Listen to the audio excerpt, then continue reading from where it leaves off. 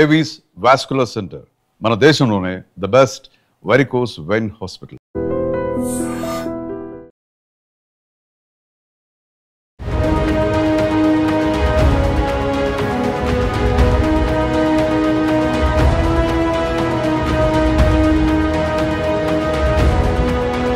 ఛత్తీస్గఢ్ బిలాస్పూర్లో ఈరోజు మధ్యాహ్నం ఘోరాతి ఘోరమైనటువంటి రైల్ యాక్సిడెంట్ జరిగింది.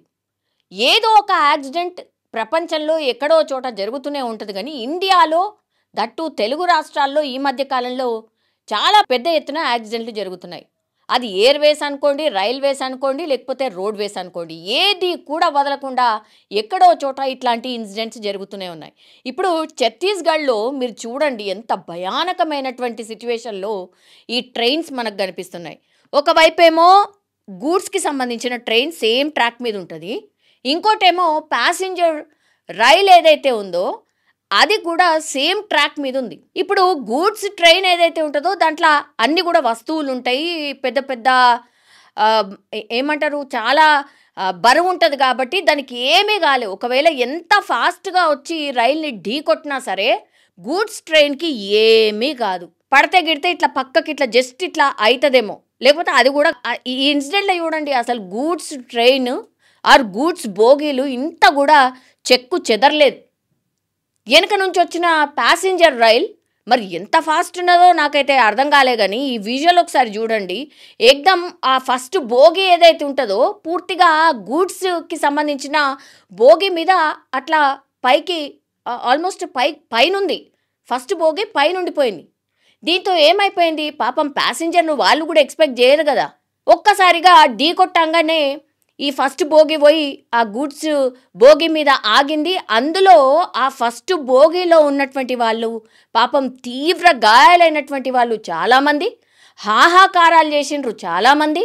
అందులో స్పాట్గా బయటికి తీసేసరికి 6 చనిపోయినరు, మిగతా 25 మందికి తీవ్ర గాయాలైనాయి, దగ్గరలో ఉన్నటువంటి హాస్పిటల్కి తీసుకుపోయినరు. ఇది ఎక్కడా స్టేషన్కి దగ్గరలో కూడా జరగలే, స్టేషన్ దాటిన తర్వాత కూతవేటు దూరంలో జరిగింది, కోర్బా అనే ప్రాంతంలో జరిగింది.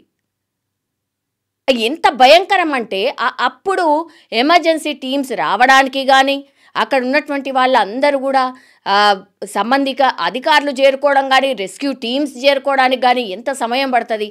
ఆ లోపలే ఇప్పుడు ఆ లోపల ఉన్నటువంటి బోగీలో మిగతా ట్రైన్ బోగిల్లో ఉన్నటువంటి వాళ్ళు సహాయ కార్యక్రమాలకు దిగినరు, లోపలున్న వాళ్ళని బయటికి తీసుకొచ్చే ప్రయత్నం చేసినారు. అప్పటికే చలనం లేకుండా ఉన్న వాళ్ళు 6 ఉన్నారట, ఇంకా కొంతమంది అయితే పాపం మొత్తం రక్తం కారుతున్నటువంటి సిచ్యువేషన్లో కొంతమంది ఉన్నారట. ఈ రెస్క్యూ టీం వచ్చి చేరుకొని వాళ్ళని హాస్పిటల్ తీసుకుపోయేసరికి కూడా ఎంతమంది క్రిటికల్ పొజిషన్లో ఉంటారో, ఇంకా మృతుల సంఖ్య పెరిగే అవకాశం ఉందని మనకున్నటువంటి సమాచారం. ఇన్సిడెంట్ ఛత్తీస్గఢ్లోనే జరిగింది అనుకుందాం, కానీ మరి సేఫ్ జర్నీ ఏది? ప్రయాణికులు ప్రజలు అడుగుతుంది అదే. అసలు ఏది చూసినా సేఫ్ లేదు, ఏ జర్నీ కూడా సేఫ్ లేదు. ఇట్లా ఎంతకాలం మరి ప్రయాణికులు ఆర్ ప్రయాణం బంద్ చేసి ఇంట్లోనే కూర్చోవన్నా ఏంది? దీనికి సొల్యూషన్ ఏంది? ఇప్పుడు స్పష్టంగా ఒకటి రైల్వే ఎక్స్పర్ట్స్ ఏం చెప్తున్నారు అంటే డెఫినెట్లీ ఈ సిగ్నలింగ్కి సంబంధించిన వ్యవస్థలోనే ఏదో లోపం జరిగింది. గూడ్స్ ట్రైన్ అదే ట్రాక్ మీద ఉన్నది, అట్లాగే ఇప్పుడు ప్యాసింజర్ ట్రైన్ కూడా సేమ్ ట్రాక్ మీద వెళ్తోంది. ఇదే మేజర్ రీజన్ అని ఒకటి. టెక్నికల్ ఇష్యూ ఏమన్నా వచ్చి ఉండొచ్చు, ఎవరైతే ఈ ట్రైన్కి సంబంధించిన పైలట్ ఉంటారో ఆయన గమనించకుండా రెడ్ సిగ్నల్ని గమనించకుండా ముందుకు వెళ్ళిపోయిండు, దీంతో ఈ యాక్సిడెంట్ జరుగుంటుంది అని ఈ రెండో సమాచారం కూడా. మరి పైలట్ పరిస్థితి ఎట్లా ఉంది అనేది ఏంటి అనేది కూడా మనకి ఇంకా ఇన్ఫర్మేషన్ అయితే రాలేదు, కానీ పూర్తిగా ఆ పైలట్ ఉన్నటువంటి ఈ బోగి ఏదైతే ఉన్నదో పూర్తిగా ఇట్లా పైనకే ఉంది, ఆల్మోస్ట్ పైనకు వెళ్ళిపోయింది. అందులో ఉన్న చాలామంది కూడా తీవ్ర గాయాల పాలైపోయినరు, వాళ్ళని హాస్పిటల్కి తరలించారు. అక్కడ పూర్తిగా ఒక భయానకమైన బీభత్సమైన వాతావరణం. మిగతా బోగీలందరూ చూసిన వాళ్ళు అమ్మ మాకైతే ఏం కాలే అనుకుంటారు, కానీ రేపు తెల్లవారి ఇది జరగదు అని ఎవరు కూడా అట్లా అనుకునే సిచ్యువేషన్లో ఉండరు. అందులో మేము లేము అమ్మ మేము బతికిపోయినాం అనుకుంటారు, కానీ రేపు తెల్లవారి అసలు ట్రైన్ జర్నీ చేయగలుగుతారా? వాళ్ళకంత ధైర్యం ఉంటుందా? ఇది మనం ఆలోచించాలి. సో ఏ జర్నీ చూసినా సేఫ్ లేదు, ఇదొక్కటి మాత్రం ప్రజలు మాట్లాడుకుంటున్నటువంటి situation. Train journey safest journey అని చాలామంది అంటూ ఉంటారు. కొంచెం ఫెసిలిటీస్, ఫ్యామిలీస్ ఎక్కువ, పిల్లలతో ఎక్కువ అందులోనే ప్రిఫర్ చేస్తారు జర్నీకి కూడా. నో డౌట్ నిజంగానే అట్లనే కంఫర్ట్ కూడా ఉంటుంది. కానీ ఇట్లా ఇన్సిడెంట్స్ జరిగినప్పుడు మాత్రం భయం వేస్తుంది. ఈ మధ్య కాలంలో చూస్తే పెరిగిపోయినాయి ఇట్లాంటి ఇన్సిడెంట్స్. ఇప్పుడు రైల్వే అధికారులు వచ్చిర్రు, ఒక నివేదిక తయారు చేస్తారు, ఇట్లా కాకుండా చూసుకుంటామంటారు, అంతే. తర్వాత కాకుండా ఉంటుందా? మళ్ళా నెలలో 2 నెలలో 3 నెలలో ఆ తర్వాతనైతే ఎక్కడో చోట జరుగుతూనే ఉంటుంది కదా. కొన్ని ఈ ట్రైన్ ఇన్సిడెంట్స్ కూడా ఎంత భయానకమో, అసలు బోగీలు మొత్తం పట్టాలు తప్పించి అల్లకల్లోలం ఉంటుంది. సో ఇట్లాంటివి జరగకుండా ఉండాలి అని అంటే టెక్నికల్లీ అట్లాగే మ్యాన్ పవర్ని కూడా పర్ఫెక్ట్గా ట్రైన్ అయి ఉండాలి.